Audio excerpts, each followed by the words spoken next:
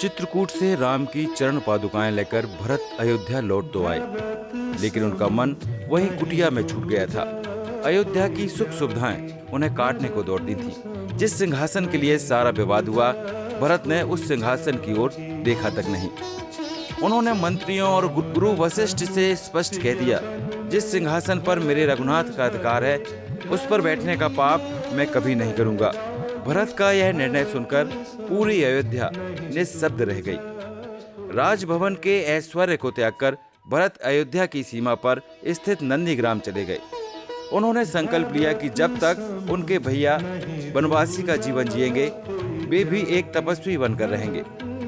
भरत ने जमीन के अंदर एक गड्ढा खोदा और उसी में घास फूस बिछाकर सोने लगे। उन्होंने राजसी वस्त्र त्याग दिए और जटाएं धारण कर ली। वे केवल वही कंदमूल खाते थे जो राम वन में खा रहे थे। लोग कहते हैं राम वन में थे, लेकिन सत्य तो यह है कि भरत अयोध्या में रहकर भी राम से कठिन तपस्या कर रहे थे। भरत ने राम की उन स्वर्ण जड़ित चरण पादुकाओं को सिंहासन पर विराजमान किया।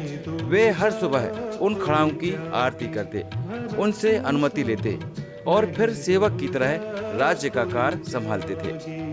14 वर्षों तक अयोध्या का शासन किसी राजा ने नहीं, बल्कि राम के विश्वास और भरत के समर्पण ने चलाया।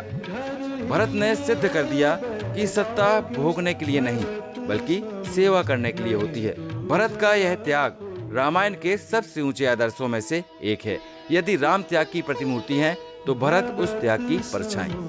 बोलिए सियावर रामचंद्र की जय।